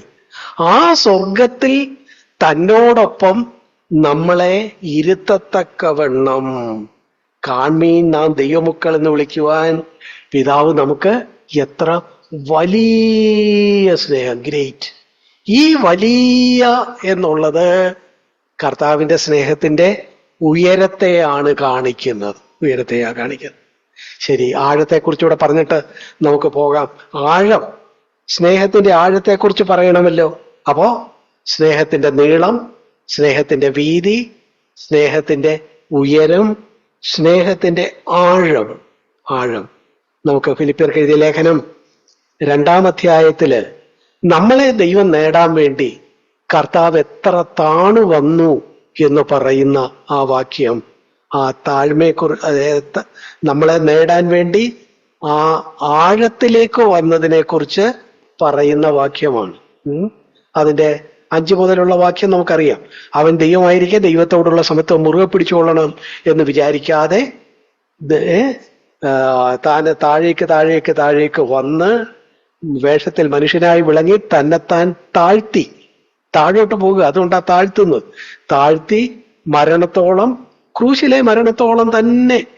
കണ്ടോ? താണ് താണ് താണ് താണ് പോവുക. കാരണം എന്താ? നമ്മൾ ഏറ്റവും അഗാധതയിലാ കിടക്കുന്നത്, നമ്മൾ ഏറ്റവും താഴെയാ കിടക്കുന്നത്. അതുകൊണ്ട് ദൈവം താണ് താണ് താണ് താണ് താണ് വന്ന് ആഴത്തിൽ നിന്ന് നമ്മളെ ആ നിലയില് അവിടുന്ന് സ്നേഹിച്ച് നമ്മളെ ആ നിലയില് കർത്താവ് തന്റെ മക്കളാക്കി തീർത്ത ആ കാര്യം, അത് ധ്യാനിക്കുമ്പോൾ ദൈവസ്നേഹത്തിന്റെ ആഴത്തെക്കുറിച്ച് നമുക്കൊരു ബോധ്യം കിട്ടും. ഒരുപക്ഷെ അത് പല വാക്യങ്ങൾ ചേർന്നതായതുകൊണ്ട് ഞങ്ങൾക്ക് അത്ര ബോധ്യം കിട്ടിയില്ലെന്ന് ആരെങ്കിലും പറഞ്ഞ സങ്കീർത്തനത്തിൽ നിന്ന് വേണമെങ്കിൽ നമുക്കൊരു വാക്യം നോക്കാം. സങ്കീർത്തനം 86-ാം സങ്കീർത്തനം, അതിന്റെ 13-ാമത്തെ വാക്യം. എന്നോടുള്ള നിന്റെ ദയ വലിയതല്ലോ, നീ എന്റെ പ്രാണനെ അധമ പാതാളത്തിൽ നിന്ന് രക്ഷിച്ചിരിക്കുന്നു. എന്നോടുള്ള നിന്റെ ദയ എന്നാണ് മലയാളം ബൈബിളിൽ. എന്നാൽ ഇംഗ്ലീഷിൽ ചില ട്രാൻസ്ലേഷനുകളിൽ എന്നോടുള്ള നിന്റെ സ്നേഹം. Great is your love, great is your love toward me, you have delivered me from the depth of the grave. അധമ പാതാളത്തിൽ നിന്ന്. നീ എവിടുന്ന എന്നെ രക്ഷിച്ചത്? അധമ പാതാളത്തിൽ നിന്ന്, from the depth of the grave. കണ്ടോ? ദൈവസ്നേഹത്തിന്റെ ആഴത്തെക്കുറിച്ചാണ് അവിടെ പറയുന്നത്. സങ്കീർത്തനം 86:13 ദൈവസ്നേഹമാണ്. ദൈവത്തിന്റെ സ്നേഹം നമ്മെ തേടി വന്നു. Great is your love, great is your love toward me, you have delivered me from the depth of the grave. അപ്പൊ ഞാൻ എന്താ ഈ പറഞ്ഞു വന്നത്? നമ്മള് ചിന്തിക്കുന്നത് എഫേസ്യർക്ക് എഴുതിയ ലേഖനം 3-ാം അധ്യായത്തിന്റെ 16, 17, 18 വാക്യങ്ങളാണ്. ഈ 3 വാക്യങ്ങളാണ് ഇത്രയും നേരമായിട്ട് നമ്മൾ ചിന്തിച്ചത്. 3:16 എന്താ പറഞ്ഞു? നമ്മള് ആത്മീയരാകണമെങ്കിൽ, ജഡീകരാകാതിരിക്കണമെങ്കിൽ നമ്മൾ എന്താ വേണം? ഇന്നർ മാനിൽ, ആത്മാവിൽ ശക്തരായിരിക്കണം. ആത്മാവിന് നമ്മുടെ ശരീരത്തിലെ 3 ഘടകങ്ങളുടെയും നേതൃത്വം ഏറ്റെടുക്കത്തക്കവണ്ണം അങ്ങനെ ശക്തി ലഭിക്കണം. അങ്ങനെ ആത്മാവിൽ ശക്തിപ്പെടണം. ഇതാണ് ആവശ്യമെന്ന് പറഞ്ഞു. ശരി, ആത്മാവിൽ അങ്ങനെ ശക്തിപ്പെടണമെങ്കിൽ അത് എങ്ങനെയാ? അത് ദൈവത്തിന് നമ്മോടുള്ള സ്നേഹത്തെക്കുറിച്ചുള്ള ഒരു ബോധ്യത്തിൽ നമ്മൾ വേരൂന്നുകയും അടിസ്ഥാനപ്പെടുകയും വേണം എന്ന് പറഞ്ഞു. എന്നിട്ട് ആ സ്നേഹത്തിന്റെ വിവിധ തലങ്ങള്, പല ഡയമെൻഷൻസ്, 4 ഡയമെൻഷൻസ് നമ്മൾ പറഞ്ഞു. എന്തൊക്കെ? അതിന്റെ നീളം എന്ന് പറഞ്ഞപ്പോ ആ സ്നേഹം ഭാവിയിലേക്ക് എത്ര നീണ്ടാലും ഒരു നാളും ഉതിർന്നു പോകാത്ത സ്നേഹമാണ്. അതാണ് അതിന്റെ നീളം. അതിന്റെ വീതിയെക്കുറിച്ച് പറഞ്ഞു. തന്റെ ഏകജാതനായ പുത്രനിൽ വിശ്വസിക്കുന്ന ഏവനും, എവിടെ ഉള്ളവരും, ഏവനെയും ഉൾക്കൊള്ളത്തക്കവണ്ണമുള്ള വീതിയുള്ളതാണ്. അതിന്റെ ഉയരത്തെക്കുറിച്ച് നാം പറഞ്ഞു. കാൺമീന്ന ദൈവമക്കളെന്ന് വിളിക്കാൻ എത്ര വലിയ സ്നേഹം ദൈവം തന്ന് നമ്മെ തന്നോടൊപ്പം സ്വർഗത്തിൽ കൊണ്ടുവന്ന് ആ ഏറ്റവും ഉയരത്തിൽ. അത് കഴിഞ്ഞാലോ, അത് കഴിഞ്ഞാൽ താഴ്ചയിലേക്ക് വന്നാൽ നമ്മെ നേടാൻ വേണ്ടി കർത്താവ് തന്നെത്താൻ താഴ്ത്തി മരണത്തോളം മനുഷ്യനായി തീർന്നു. പിന്നെ മരിച്ചു. മരിക്കുക മാത്രമല്ല, ക്രൂശിലെ മരണത്തോളം ഏറ്റവും താഴെ ചെന്നു. സങ്കീർത്തനത്തിൽ നമ്മൾ കണ്ടു, ഏറ്റവും അധമ പാതാളത്തിൽ നിന്ന് നമ്മളെ വീണ്ടെടുത്തു. പ്രിയപ്പെട്ടവരെ, ഈ നിലയിലുള്ള ദൈവസ്നേഹത്തിന്റെ നീളം, വീതി, ആഴം, ഉയരം, ഇതിനെ നമ്മൾ ധ്യാനിക്കണം. എന്തിനാ ഇത്? നമ്മൾ ശക്തരായി തീരാൻ, അകമേ ശക്തരായി തീരാൻ. നമ്മൾ അത് കണ്ടു കഴിഞ്ഞാൽ, നമുക്ക് ദൈവം ഇത്രയും എന്നെ സ്നേഹിച്ചാണ് നമ്മളെ വീണ്ടെടുത്തത് എന്ന് കണ്ടു കഴിഞ്ഞാൽ നമുക്ക് എന്തുണ്ടാകും? നമുക്ക് ഈ ലോകത്തിൽ നമ്മൾ ജീവിക്കുമ്പം ഈ ലോകക്കാരെ ബാധിക്കുന്ന പല കാര്യങ്ങളും നമ്മളെ ബാധിക്കുകയില്ല. കാരണം എന്താ? വലിയവനായ ദൈവം അവിടുന്ന് എന്നെ ഈ മട്ടി സ്നേഹിച്ചു. ആ സ്നേഹത്തിന്റെ നീളം, വീതി, ഉയരം, ആഴം എത്ര വലുത്! എന്നിട്ട് ആ ദൈവസ്നേഹത്തെ നമ്മൾ ധ്യാനിക്കുമ്പോൾ നമുക്കതിനെ തുടർന്ന് നമുക്കെന്തുണ്ടാകും? ഈ സ്നേഹത്തിന് ഒരു പ്രത്യേകതയുണ്ട്. സ്നേഹത്തിന്റെ പ്രത്യേകത എന്താ? സ്നേഹം അത് എന്താ? ഫലമുണ്ടാക്കുന്നത്. നമ്മൾ മാതാപിതാക്കള് കുഞ്ഞുങ്ങളെ സ്നേഹിച്ചു കുറച്ച് അവരുടെ കാര്യങ്ങളെല്ലാം നോക്കി അവരെ സ്നേഹിച്ച് അവരുടെ പെരുമാറ്റം എങ്ങനെ ആയാലും അവരെ സ്നേഹിച്ച് മുന്നോട്ട് പോയാൽ കുറച്ച് കഴിയുമ്പം ആ സ്നേഹത്തിനൊരു ഫലം ഉണ്ടാകും. എന്താ ഫലം? കുഞ്ഞുങ്ങള് തിരിച്ച് തങ്ങളെ സ്നേഹിച്ച പ്രിയപ്പെട്ടവരെ സ്നേഹിക്കാൻ തുടങ്ങും. സ്നേഹം എപ്പോഴും അങ്ങനെയാണ്. സ്നേഹം സ്നേഹത്തെ പ്രൊഡ്യൂസ് ചെയ്യും. സ്നേഹം സ്നേഹത്തെ ഉൽപ്പാദിപ്പിക്കും. ദൈവം നമ്മളെ സ്നേഹിച്ചു. നമ്മൾ എന്ത് ചെയ്യും? ആ സ്നേഹത്തെ ധ്യാനിച്ച് അതിൽ അടിസ്ഥാനപ്പെട്ട് വേരൂന്നി നിൽക്കുമ്പോൾ നമ്മളും ദൈവത്തെ സ്നേഹിക്കാൻ തുടങ്ങും.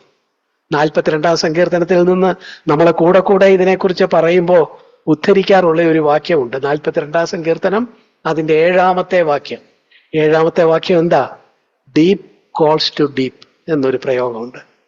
ആഴി ആഴിയെ വിളിക്കുന്നു, അല്ലെങ്കിൽ ആഴം ആഴത്തെ വിളിക്കുന്നു. ദൈവത്തിന് നമ്മോടുള്ള സ്നേഹത്തിന്റെ ആഴം നമ്മിലും ദൈവത്തോടുള്ള ഒരു സ്നേഹത്തിന്റെ ആഴത്തെ വിളിച്ചുണർത്തും.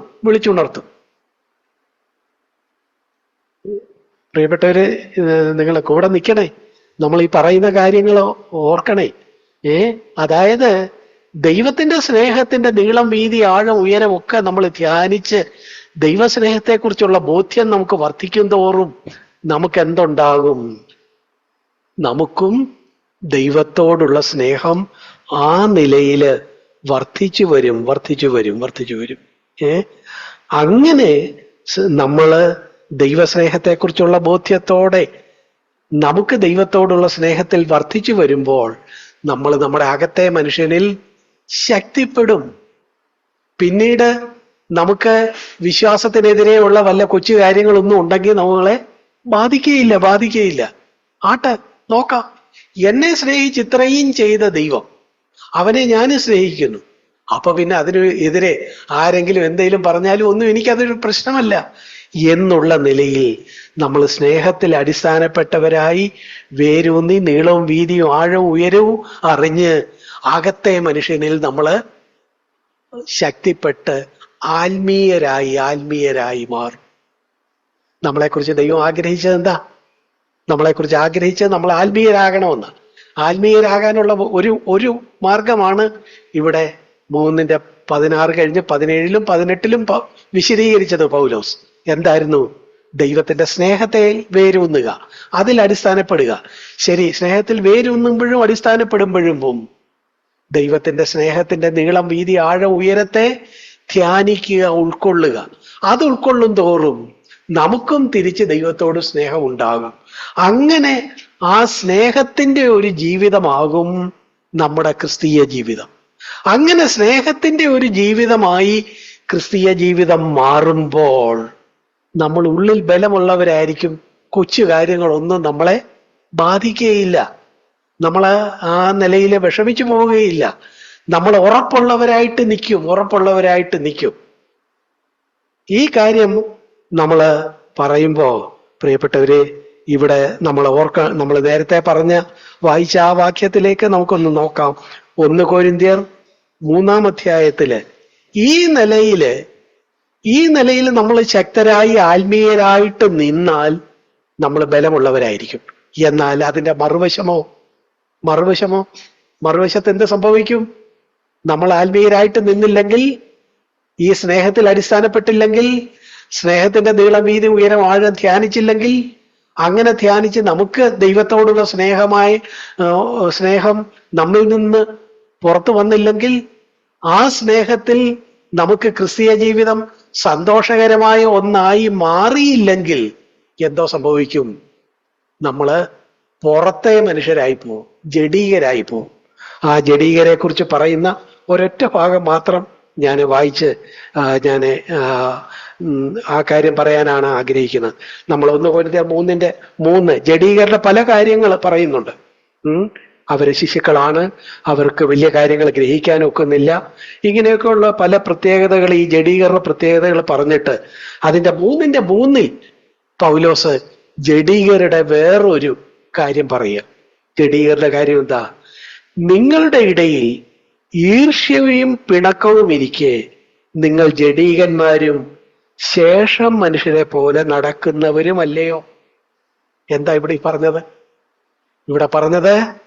ഇവിടെ ജഡീകന്മാരാണെങ്കിൽ ഒരു ജഡീകന്റെ ഒരു പ്രത്യേകതയാണ് ഇവിടെ പറഞ്ഞത്. എന്താ? അവരെ ഈർഷ്യയും പിണക്കവും ഉള്ളവരായിരിക്കും ജഡീകന്മാർ. പ്രിയപ്പെട്ടവരെ, നമ്മൾ ആരെങ്കിലും ജഡീകന്മാരാണോ? എന്തിനെങ്കിലും ചൊല്ലി ആരോടെങ്കിലും ഈർഷ്യയും പിണക്കവും ഉണ്ടോ? നമ്മൾ ജോലി ചെയ്യുന്ന സ്ഥാപനത്തിൽ, അല്ലെങ്കിൽ നമ്മൾ ആയിരിക്കുന്ന അയൽപക്കത്തുള്ളവരോട് ഒക്കെ ഈർഷ്യയോ പിണക്കമോ ഒക്കെയാണ് നമ്മുടെ മനസ്സിലുള്ളതെങ്കിൽ, അല്ലെങ്കിൽ അവിടെ കടന്ന് ഒരു പടിയൂടെ കടന്ന് സഭയിൽ അടുത്തിരിക്കുന്ന സഹോദരിയോടും ഒക്കെ ഈർഷ്യയും പിണക്കവും അസൂയയും ഒക്കെ ഉണ്ടെങ്കിൽ, ദൈവവചനം നമ്മളെ വിളിക്കുന്ന ഒരു പേരുണ്ട്. എന്താ ആ പേരെന്താ? നമുക്ക് കേൾക്കാൻ ഇഷ്ടമില്ലാത്ത ഒരു പേരാ, ജഡീകൻ. ജഡീകനാകാനാണോ നമ്മളെ വിളിച്ചേക്കുന്നത്? അല്ല. അങ്ങനെയാണെങ്കിൽ എന്ത് വേണം? ഈ ഈർഷ്യയും പിണക്കവും ഒക്കെ മാറ്റണം. ഈർഷ്യയും പിണക്കവും എങ്ങനെ മാറ്റാം? നമ്മൾ ഈ ജഡത്തിലാണല്ലോ ജീവിക്കുന്നത്. ഈർഷ്യയും പിണക്കവും എങ്ങനെ മാറ്റാം? ദൈവസ്നേഹത്തിൽ നമ്മൾ മുമ്പേ പറഞ്ഞു, ആ നിലയിൽ ആഴത്തിൽ അടിസ്ഥാനപ്പെട്ട് വേരൂന്നി ദൈവം നമ്മളെ എങ്ങനെ സ്നേഹിക്കുന്നു എന്നുള്ളതിൽ അതിനെ കണ്ട് നമ്മളും ദൈവത്തെ സ്നേഹിച്ച് ക്രിസ്തീയ ജീവിതം ഒരു സ്നേഹത്തിന്റെ ജീവിതമായി മാറുമ്പോൾ നമുക്കെതിരെ ഈർഷ്യയും പിണക്കവും മറ്റുള്ളവർക്കുണ്ടെങ്കിലും നമുക്ക് എന്തുണ്ടാകുകയില്ല. നമുക്ക് ആ ഈർഷ്യയും പിണക്കവും ഒക്കെ വേഗത്തില് ക്ഷമിക്കാനും അത് വിട്ടുകളയാനും, നമ്മളോട് ഈർഷ്യപ്പെട്ടവരോട് തിരിച്ച് ഈർഷ്യപ്പെടാതിരിക്കാനും, നമ്മളോട് പിണങ്ങിയവരോട് നമ്മൾ പോയി പിണങ്ങാതിരിക്കാനും, നമ്മളോട് അസൂയപ്പെടുന്നവരോട് അതേ നാണയത്തിൽ തന്നെ നമ്മൾ അസൂയപ്പെടാനും ഒക്കെ പോകുന്നത് ആ ജഡീകത്വത്തിന്റെ രീതികളെ നമുക്ക് വിട്ട് ആത്മീയതയിലേക്ക്, ആത്മീയ മനുഷ്യരിൽ ശക്തിപ്പെട്ട്, അകത്തെ മനുഷ്യരിൽ ശക്തിപ്പെട്ട് നമുക്ക് ജീവിക്കാനൊക്കും. മാർഗമെന്താ? ദൈവസ്നേഹത്തെ കാണുക, അതിൽ അടിസ്ഥാനപ്പെടുക, അതിൽ വേരൂന്നുക. നമ്മുടെ ജീവിതം ദൈവത്തോടുള്ള ഒരു സ്നേഹത്തിന്റെ ഒരു ലവ് റിലേഷൻഷിപ്പാണ് എന്നുള്ള നിലയിലാകുമ്പോൾ മറ്റുള്ളവരുടെ ഈർഷ്യയോ പിണക്കമോ പ്രശ്നമോ ഒന്നും നമുക്ക് ബാധകമാവുകയില്ല. പ്രിയപ്പെട്ടവരെ, ഗലാത്യർക്ക് എഴുതിയ ലേഖനത്തിൽ നിന്ന് 2 വാക്യങ്ങൾ നമുക്ക് നോക്കാം. ഗലാത്യർക്ക് എഴുതിയ ലേഖനം അതിന്റെ 5-ാം അധ്യായത്തിന്റെ 16-ാമത്തെ വാക്യം നോക്കുക. ആത്മാവിനെ അനുസരിച്ച് നടപ്പീൻ, എന്നാൽ നിങ്ങൾ ജഡത്തിന്റെ മോഹം നിവർത്തിക്കയില്ല എന്ന് ഞാൻ പറയുന്നു. അപ്പൊ കണ്ടോ, ഇവിടെയും നമ്മൾ നേരത്തെ പറഞ്ഞ കാര്യം, ഒന്ന് ആത്മാവിനെ അനുസരിച്ച് നടക്കുന്നവർ, മറുവശത്ത് ജഡത്തെ അനുസരിച്ച് നടക്കുന്നവർ. നമ്മൾ എങ്ങനെ ആയിരിക്കണം? ആത്മാവിനെ അനുസരിച്ച് നടക്കണം. ജഡത്തിന്റെ രീതികളിൽ, ജഡത്തിന്റെ മോഹങ്ങൾ ചെയ്യാനുള്ള ടെംപ്ടേഷൻസ് വരും. അതെങ്ങനെയാ വരുന്നത്? മറ്റുള്ളവരിൽ നിന്നുള്ള പകയും പിണക്കവും ഒക്കെ വരുമ്പോ നമ്മൾ മനുഷ്യരെന്നുള്ള നിലയിൽ അതേ നാണയത്തിൽ തന്നെ തിരിച്ചടിക്കാനാണ് നമ്മുടെ ജഡത്തിന് താല്പര്യം. പക്ഷേ നമ്മൾ എന്താ വേണം? നമ്മള് ആത്മാവിനെ അനുസരിച്ച് നടക്കണം. അങ്ങനാണെങ്കിൽ ഇതേ നാണയത്തിൽ ഇവരെ തിരിച്ചടിക്കാനുള്ള ജഡത്തിന്റെ മോഹം നമ്മൾ നിവർത്തിക്കുകയില്ല. ഇവരുടെ പകയുടെ പിണക്കത്തിനും അതീതമായിട്ട് സ്നേഹത്തോടെ നമുക്ക് ജീവിക്കാനൊക്കും. അതിന്റെ വഴി എന്താ? ആത്മാവിൽ ജീവിക്കുക. ജഡം നമുക്കുണ്ട്, പക്ഷെ ജഡത്തിൽ നിന്ന് ജീവിക്കാതിരിക്കുക. ഇതാണ് ഗലാത്യർ 5:16 നമ്മളോട് പറയുന്നു. അതുപോലെ തന്നെ അതിന്റെ 24-ാമത്തെ വാക്യം കണ്ടോ? ഇങ്ങനെ ജഡത്തെ അവഗണിച്ച്, ജഡത്തിന്റെ താല്പര്യം എന്താ? ജഡത്തിന്റെ താല്പര്യം നമ്മളോട് മോശമായി പെരുമാറിയവരോട് അതേപോലെ തന്നെ ഈർഷ്യയോടും പിണക്കത്തോടും തന്നെ പെരുമാറാനാണ് ജഡത്തിന്റെ താല്പര്യം. പക്ഷെ നമ്മൾ ജഡത്തിന്റെ താല്പര്യത്തെ തള്ളിക്കളഞ്ഞ് ആത്മാവിനെ അനുസരിച്ച് നടക്കുന്നതാണ് 5:16 നമ്മൾ വായിച്ചത്. 5:24 ഇതാ, ക്രിസ്തുവേശുവിനുള്ളവർ ജഡത്തെ അതിന്റെ രാഗമോഹങ്ങളോടുകൂടെ ക്രൂശിച്ചിരിക്കുന്നു. പ്രിയപ്പെട്ടവരെ, എന്താ ഇത്? നമ്മൾ ജഡത്തിന് മരിച്ചവരാണ്. നമ്മിൽ ജഡമുണ്ട്. ചിലപ്പോൾ അത് സജീവമൊക്കെ ആകുമെന്നുള്ളത് ശരിയാണ്. പക്ഷേ കർത്താവായ യേശുക്രിസ്തു മരിച്ചപ്പോൾ വിശ്വാസികളായ നമ്മളും കർത്താവിനോടൊപ്പം എന്താ? ക്രൂശിൽ മരിച്ചു എന്ന് പറയുമ്പം നമ്മുടെ എന്താ അവിടെ മരിച്ചത്? നമ്മുടെ ജഡമാണ്. നമ്മുടെ ഈ പാപജഡമാണ് അവിടെ മരിച്ചത്. അപ്പോ ഇന്നിതാ ചിലര് നമുക്കെതിരെ ചില കാര്യങ്ങളൊക്കെ പറഞ്ഞ് നമുക്ക് ഈർഷ്യയും പിണക്കവും തോന്നാൻ വരുമ്പം നമ്മൾ എന്താ പറയണം? അയ്യോ, ഞാൻ ഈർഷ്യയും പിണക്കവും കൊണ്ടു കിടക്കാൻ ഒക്കുകയില്ല. കാര്യം എന്താ? ഈ ജഡത്തിന് ഞാൻ മരിച്ചതാ. മരിച്ച ആള് പിന്നെ എണ്ണീറ്റ് നിന്ന് ബഹളം ഉണ്ടാക്കുകയില്ല. ഞാൻ മരിച്ചതാണ്. ഇതാണ് ക്രിസ്തീയതയിലെ റിയാലിറ്റി. ഈ റിയാലിറ്റി നമ്മൾ കണ്ട് അതിനെ അക്നോളജ് ചെയ്യുക, അതിനെ അംഗീകരിക്കുക. ഞാൻ ഈ പറയുന്നത് എന്തോ മനസ്സിലാകാത്ത ചില കാര്യങ്ങളായിട്ടാണോ നിങ്ങൾ ചിന്തിക്കുന്നത്? പ്രിയപ്പെട്ടവരെ, നമ്മൾ പറഞ്ഞത് നമ്മൾ ജഡീകരായി പോകരുത്. ജഡത്തിൽ നിന്ന് പ്രവർത്തിക്കാതിരിക്കാൻ നമുക്ക് ഉള്ള 2 വഴികളാണ് നമ്മൾ ഇവിടെ കണ്ടത്. ഒന്ന്, ആത്മാവിനെ അനുസരിച്ച് നടക്കുക. എപ്പം പ്രതികരിക്കാനായിട്ട് തോന്നുമ്പോഴും ജഡത്തിലാണോ പ്രതികരിക്കുന്നത്? ഈർഷ്യയും പിണക്കത്തിലുമാണോ ഞാൻ പ്രതികരിക്കാൻ പോകുന്നത്? നോ നോ നോ നോ ഞാൻ ആത്മീയനാണ്. ഞാന് ആത്മാവിന്റെ അനുസരിച്ച് നടക്കും. ജഡത്തിന്റെ മോഹം നിവർത്തിക്കുകയില്ല എന്ന് ഉള്ള ആ കാര്യം നമ്മുടെ തീരുമാനത്തിൽ നമ്മൾ ഉറച്ചു നിൽക്കണം. രണ്ടാമത്, നമുക്ക് ജഡത്തിൽ അങ്ങനെ പ്രവർത്തിക്കാൻ ഒക്കുകയില്ല. കാര്യം നമ്മൾ ജഡത്തിൽ കർത്താവിനോടൊപ്പം മരിച്ചവരാണ് എന്ന ആ യാഥാർത്ഥ്യം, ആ ഹിസ്റ്റോറിക്കൽ റിയാലിറ്റി നമ്മൾ കണ്ട് അത് അക്നോളജ് ചെയ്ത് അതിൽ തന്നെ ജീവിക്കണം. അങ്ങനെയാകുമ്പം നമ്മൾ ജഡത്തിൽ പ്രതികരിക്കുകയില്ല. നമ്മൾ ഈർഷ്യയും പിണക്കവും അസൂയയും കയ്പും കോപവും ഒന്നും വെച്ചുകൊണ്ടിരിക്കുകയില്ല. നമ്മൾ എന്താകും? നമ്മളെ ജഡീകരല്ലാതാകും. നമ്മൾ ആത്മീയരായി ജീവിക്കും. ഇത് പറയാൻ വളരെ എളുപ്പമാണ്. പക്ഷെ എങ്ങനെയാ ഇത്?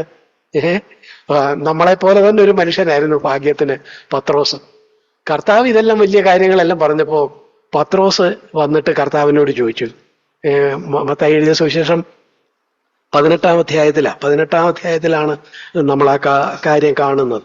അതിന്റെ 21-ാമത്തെ വാക്യം നോക്കുക. അപ്പോൾ പത്രോസ് അവന്റെ അടുക്കൽ ചെന്ന് അപ്പോ ക്ഷമിക്കുന്നതിനെ കുറിച്ചും ഒക്കെ കർത്താവ് പറഞ്ഞു, സ്നേഹിക്കുന്നതിനെ കുറിച്ചും ആത്മാവിൽ ജീവിക്കുന്നതിനെ കുറിച്ചും ഒക്കെ പറഞ്ഞപ്പോ പത്രോസ് എന്ന് കർത്താവിനോടൊരു സംശയം ചോദിക്കും. കർത്താവേ, സഹോദരൻ എത്ര വട്ടം എന്നോട് പിഴച്ചാൽ ഞാൻ ക്ഷമിക്കണം? 7 വട്ടം മതിയോ? 7 വട്ടം മതിയോ? കർത്താവ് ഉടനെ പറഞ്ഞു, 7 അല്ല 70 വട്ടം. എന്ന് വെച്ചാൽ എത്രയും അതിനൊരു കണക്കില്ല. നീ അതിനൊരു അളവില്ലാത്തവണ്ണം ക്ഷമിക്കണം എന്ന് പറഞ്ഞിട്ട് അവിടെ കർത്താവ് ഒരു ഉപമ പറയുന്നു. അതിന്റെ 24 മുതൽ 34 വരെയുള്ള വാക്യങ്ങളിൽ ഒരു കണക്ക് പറയുന്നു. എന്താ ഒരു ഉപമ പറയുന്നു. അവിടെ ചില കണക്കുകൾ നമുക്ക് കാണാൻ കഴിയും. ഒരാള് ഒരു രാജാവിന്റെ ദാസൻ രാജാവിന് എത്ര താലന്ത് കടപ്പെട്ടു? 10,000 താലന്ത് കടപ്പെട്ടു. 10,000 താലന്ത് കടപ്പെട്ടവൻ അത് വീട്ടാൻ വകയില്ല. അവന്റെ ഭാര്യയും മക്കളെയും അവനുള്ളതും എല്ലാം വിറ്റ് കടം തീർപ്പാനായിട്ട് രാജാവ് തീരുമാനിച്ചു. അപ്പൊ ദാസൻ വന്ന് രാജാവിന്റെ അടുത്ത് പറഞ്ഞു, എന്റെ പൊന്നു രാജാവേ എന്ന് പറഞ്ഞ് അവൻ രാജാവിനെ വീണ് നമസ്കരിച്ചു. അവൻ വീണ് നമസ്കരിച്ചപ്പോ രാജാവ് എന്തോ ചെയ്തു? അവന്റെ ഈ രീതിയെല്ലാം കണ്ടപ്പോ, അവന് വീട്ടാൻ വകയില്ലെന്നും ഒക്കെ കണ്ടപ്പോ രാജാവ് അവന് മുഴുവനും അവന്റെ കടം മുഴുവൻ ഇളച്ചു കൊടുത്തു. അതിന്റെ 27-ാം വാക്യത്തിൽ. അപ്പോൾ ആ ദാസന്റെ യജമാനൻ മനസ്സലിഞ്ഞ് അവനെ വിട്ടയച്ചു, കടവും ഇളച്ചു കൊടുത്തു. കടവെന്ന് വെച്ചാൽ എത്ര? കടവെന്ന് വെച്ചാൽ കൊച്ചു കാര്യമൊന്നുമല്ല, 10,000 താലന്താണ്. 10,000 താലന്ത്. 10,000 താലന്ത് എന്ന് പറയുമ്പോ അന്നത്തെ ആ നിലയില് ഗലീല പ്രദേശത്തിന്റെ ആകെ വരുമാനം അന്ന് വേദപണ്ഡിതന്മാര് പറയുന്ന 300 താലന്താ. 300 താലന്താണ് ആ നാടിന്റെ മുഴുവൻ വരുമാനം. ഈ ദാസൻ എത്ര താലന്താ വിളച്ചു കൊടുത്തത്? 300 താലന്തല്ല, 500 താലന്തല്ല, 1000 താലന്തല്ല, 10,000 താലന്ത് ക്ഷമിച്ചു കൊടുത്തു. 10,000 താലന്ത് നീ തരണ്ടാന്ന് പറഞ്ഞു. ഉടനെ അവൻ പോകുമ്പോ അവന് 100 വെള്ളിക്കാശ് കടംപെട്ട ഒരുത്തനെ കണ്ടു. അവന്റെ കൊങ്ങായിക്ക് പിടിച്ച് ഞെക്കി, വെക്കടാ ഇവിടെ എന്ന് പറഞ്ഞു. പ്രിയപ്പെട്ടവര്, നമ്മള് ഈ കഥ എന്തിനാ കർത്താവ് പത്രോസിനോട് പറഞ്ഞത്? നമ്മളോട് തെറ്റ് ചെയ്യുന്നവര്, നമ്മളോട് കയ്പും കോപവും പകയും വെച്ചുകൊണ്ടിരിക്കുന്നവര് ഏതുപോലെ നമ്മളോട് 100 വെള്ളിക്കാശ് കടംപെട്ടവരെ പോലെ. പക്ഷേ നമ്മൾ നേരത്തെ ദൈവത്തിന്റെ സ്നേഹത്തെ ധ്യാനിച്ചല്ലോ. ആ സ്നേഹത്തെ ധ്യാനിക്കുമ്പോൾ നമുക്ക് എന്തോ മനസ്സിലാകും? നമുക്ക് 10,000 താലന്താണ് ദൈവം നമുക്ക് ഇളച്ചു തന്നതെന്ന് മനസ്സിലാകും. അതിന്റെ അടിസ്ഥാനത്തിൽ നമുക്ക് എന്ത് ചെയ്യാൻ കഴിയും? ഈ 100 വെള്ളിക്കാശ് തരാനുള്ളവനെ വിട്ടയക്കാൻ കഴിയും. അവനോട് വഴക്കിന് പോകാതെ അവനെ സ്നേഹിക്കാൻ കഴിയും. അവനോട് അതേ നാണയത്തിൽ മറുപടി പറയാതിരിക്കാൻ കഴിയും. അങ്ങനെ ആത്മീയരായിട്ട് നമുക്ക് ജീവിക്കാനായിട്ട് കഴിയും. ഇതാണ് അതിന്റെ രഹസ്യം. അപ്പോ നമുക്ക് ക്ഷമിക്കാൻ കഴിയും. ദൈവസ്നേഹത്തിൽ നിന്നുകൊണ്ട് അവരോട് പൊറുക്കാൻ കഴിയും. അവരെ വിട്ടയക്കാൻ കഴിയും. അവരോട് പകയോ വിഷമമോ കയ്പോ കോപമോ ഒന്നും സൂക്ഷിക്കാതെ, ജഡീയരായി തീരാതെ ആത്മീയരായി തന്നെ നമുക്ക് ജീവിക്കാനായിട്ട് കഴിയും. ഇവിടെ ഈ ഇദ്ദേഹത്തിന് ഇളച്ചു കിട്ടിയ ആ 10,000 താലന്തിനെ കുറിച്ചൊക്കെ പല വേദപണ്ഡിതന്മാര് പല കാര്യങ്ങൾ പറഞ്ഞിട്ടുണ്ട്. അത് ഏകദേശം ഇന്നത്തെ രൂപയിൽ ഒരാൾ കണക്ക് കൂട്ടിയിട്ട് 14 കോടി രൂപയാണ് ഇളച്ചു കിട്ടിയത്. ഈ രാജാവ് 14 കോടി രൂപ അത്രയുമാണ് പോലും 10,000 താലന്തിന് ഇന്നത്തെ വില വരുന്നത്. ശരി, 100 വെള്ളിക്കാശിനോ? 100 വെള്ളിക്കാശിന് ഇന്നത്തെ തുകയിൽ പറഞ്ഞ 286 രൂപയാണ്. 286 രൂപ. 14 കോടി ഇളച്ചു കിട്ടിയവനാണ് 286 രൂപ തനിക്ക് തരാനുള്ളവന്റെ കഴുത്തിന് പിടിച്ച് ഞെക്കിയത്. പൊക്കടാ ഇവിടെ എന്ന് പറഞ്ഞു. പ്രിയപ്പെട്ടവര്, നമ്മൾ എന്താ വേണ്ടത്? നമ്മൾ ഈ 10,000 താലന്ത് ഇത്രയും സ്നേഹിച്ച് നമുക്കിത് ഇളച്ചു തന്നല്ലോ എന്നുള്ളതിനെ നമ്മൾ ധ്യാനിക്കുമ്പോൾ നമുക്ക് ഈ 286 രൂപ വിട്ടുകൊടുക്കാൻ വളരെ എളുപ്പമാകും. ഈ വേദപണ്ഡിതന്മാരെല്ലാവരും ഈ കാര്യങ്ങൾ നമുക്ക് ബോധ്യമാകാൻ വേണ്ടി ഇതിനെ ചില കണക്കൊക്കെ പറഞ്ഞിട്ടുണ്ട്. അതിലൊരു കണക്ക് എനിക്ക് വളരെ സന്തോഷകരമായിട്ട് തോന്നി. അതായത് ഈ 14 കോടി രൂപ എന്ന് പറയുന്ന ഈ കാര്യം അതിനെ പെൻസ് എന്ന് പറയുന്ന നാണയത്തിലോട്ട് മാറ്റിയാല് വലിയ ചാക്കി കെട്ടിക്കൊണ്ട് പോകാവുന്ന തരം അത്രയും പണമുണ്ട്. ഈ പണത്തില് ഒരു 60 റാത്തലാണ് ഒരു ചാക്കിൽ കൊള്ളുന്നത്. ഒരു ചാക്കിൽ 60 റാത്തൽ. അപ്പൊ ഒരാൾക്ക് എടുക്കാൻ ഒക്കുന്നത് ഒരു ചാക്ക. അങ്ങനെ 8600 ചുമട്ടുകാരുണ്ടെങ്കിലേ ഈ 10,000 താലന്തിന് തുല്യമായ ഇതിന്റെ ആ നാണയങ്ങളെല്ലാം പല ചാക്കിലാക്കി കൊണ്ടുപോകാൻ ഒക്കുള്ളൂ. എന്ന് വെച്ചാൽ നിങ്ങൾ ഇങ്ങനെ സങ്കല്പിക്കുക, ഈ ദാസന് രാജാവിന് 10,000 താലന്ത് മടക്കി കൊടുക്കാൻ കഴിഞ്ഞിരുന്നുവെങ്കിൽ ആ 10,000 താലന്ത് എങ്ങനെയാ കൊണ്ടുപോകുന്നത്? 8600 ആളുകൾ തലയിൽ ഓരോ ചുമടുമായിട്ട് നിൽക്കുക. 60 റാത്തൽ തൂക്കമുള്ള ഓരോ ചാക്കും എടുത്തോണ്ട് അവര് നടക്കുക. ഓരോ ചാക്കിലും ഉള്ള തുക എല്ലാം കൂട്ടി 8600 പേരും അവിടെ കൊണ്ടുവന്ന് രാജാവിന്റെ സന്നിധി വെക്കുമ്പോഴേ ഈ 10,000 താലന്ത് തിരിച്ചു കൊടുക്കാനൊക്കെ ഉള്ളൂ. അത്രയും വലിയൊരു തുകയാണ്. ഈ 8600 പേര് ഒരു വരിയായിട്ട് ഒരു ജാഥ പോലെ മുന്നോട്ട് നീങ്ങിയാൽ ഇവരുടെ നീളം 5 മൈൽ ഉണ്ടാകുമെന്നാണ് വേദപണ്ഡിതന്മാർ പറയുന്നത്. ഞാൻ കണക്കെല്ലാം പറഞ്ഞ് നിങ്ങളെ പേടിപ്പിച്ചോ? അതായത് 10,000 താലന്തിനെ കുറിച്ച് ഒരു ഐഡിയ കിട്ടണമെന്നുണ്ടെങ്കിൽ അതെന്താ? 8600 പേര് തലച്ചുമടായിട്ട് ഈ പണവും കൊണ്ട് പോകണം. ഈ 8600 പേര് റോഡിലൂടെ നിരന്ന് ജാഥ പോലെ പോയാൽ ഈ ജാഥയുടെ നീളം എത്ര ഉണ്ട്? 5 മൈലുണ്ട്. അതേസമയം 100 വെള്ളിക്കാശ് മാത്രമാണ് ഇളച്ചു കൊടുക്കുന്നതെങ്കിൽ ആ 100 വെള്ളിക്കാശിന്റെ നമ്മൾ മുമ്പേ പറഞ്ഞ ആ 286 രൂപ വാങ്ങിച്ചോണ്ട്, അല്ലെങ്കിൽ അതിന് തുല്യമായ ആ പെൻസിലെ ആ നാണയം വാങ്ങിച്ചാൽ അത് അവന് പോക്കറ്റിൽ ഇട്ടുകൊണ്ട് പോകാം. ചുമട്ടുകാരെ കൊണ്ടുവരണ്ട, ഒരു ചുമട്ടുകാരനെ പോലും കൊണ്ടുവരണ്ട. ഈ ഇളച്ചു കിട്ടുമ്പോ അത് പോക്കറ്റിൽ ഇട്ടുകൊണ്ട് പോകാം. അത്രയ്ക്കുള്ള തുകയുള്ളൂ. അതേസമയം മറ്റവന് ഇത് നോക്കുക, 8600 ചുമട്ടുകാരെ കൊണ്ട് 5 മൈൽ നീളമുള്ള ഒരു ജാഥ നയിച്ചുകൊണ്ട് വേണം ഇവൻ ഈ രാജാവിന്റെ അടുത്ത് ചെന്നാലേ 10,000 താലന്ത് കൊടുക്കാനൊക്കെ ഉള്ളൂ. ഗലീല പ്രദേശം അന്ന് കേവലം ആ നിലയില് അവര് 300 താലന്ത് അവരുടെ വാർഷിക വരുമാനമായിരിക്കെ ആണ് ഇവന് 10,000 താലന്ത് ഇളച്ചു കൊടുത്തത്. കണ്ടോ, ദൈവസ്നേഹത്തിന്റെ നീളവും വീതിയും ആഴവും ഉയരവുമാണ് നമ്മൾ മറ്റൊരു തരത്തിൽ ഇവിടെ ധ്യാനിച്ചത്. ഇങ്ങനെ ഇത്രയും നമുക്ക് ഇളച്ചു കിട്ടി, ഇത്രയും നമ്മളെ സ്നേഹിച്ചു. ഇത്രയും നമ്മളെ സ്നേഹിച്ചപ്പോ സഹോദരി, നിന്റെ അടുത്തിരിക്കുന്ന വലിയ വിവരമൊന്നുമില്ലാത്ത മറ്റൊരു സഹോദരി നിന്നോട് എന്തെങ്കിലും ഒന്ന് പറഞ്ഞു, അല്ലെങ്കിൽ നിന്നെ കുറിച്ചൊരു മോശം വാക്ക് പറഞ്ഞു, ഇതിന്റെ കണക്ക് സൂക്ഷിച്ചുകൊണ്ട് നീ എങ്ങനെ ഇരിക്കുന്നത് എന്തിനാണ്? നിനക്ക് 10,000 താലന്താ ഇളച്ചു കിട്ടിയത്.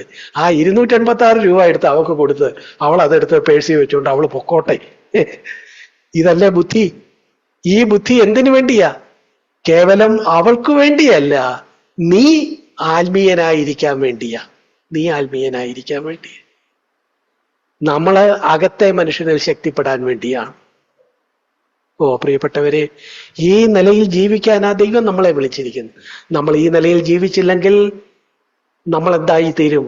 ദൈവനാമത്തിന് ആ നിലയില് കളങ്കമായി തീരും. ദൈവം നമ്മളെ കുറിച്ച് പ്രതീക്ഷിക്കുന്നത് നമ്മളെ ഇങ്ങനെയുള്ള നമുക്കെതിരെയുള്ള എതിർപ്പുകളൊക്കെ ഒരു ജഡീകനെ പോലെ നേരിടാതെ ഒരു ആത്മീയനെ പോലെ നേരിടുന്നതും അത് ഇളച്ചു കൊടുക്കുന്നതും വിട്ടുകളയുന്നതും. എങ്ങനെ അത് കഴിയും?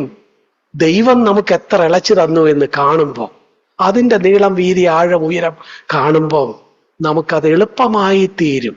അതുകൊണ്ട് ദൈവസ്നേഹത്തിൽ അടിസ്ഥാനപ്പെടുക, അതിൽ വേരൂന്നുക. അങ്ങനെയാണെങ്കിലേ നമ്മൾ ദൈവത്തിന്റെ നാമം ആ നിലയില് ഇന്ന് നമ്മളായിരിക്കുന്ന കാലഘട്ടത്തിൽ, നമ്മളായിരിക്കുന്ന സമൂഹത്തിൽ നമുക്ക് ഉയർത്തിപ്പിടിക്കാനായിട്ട് കഴിയുള്ളൂ. അല്ലെങ്കിൽ നമുക്ക് എന്ത് പറ്റും? നമ്മൾ തുടക്കത്തിൽ പാടിയ പോലെ നമ്മൾ നിന്ദിതപാത്രരായിട്ട് വേണ്ടി വരും. നമുക്കൊരു നിമിഷം എഴുന്നേറ്റ് നിന്നാലോ?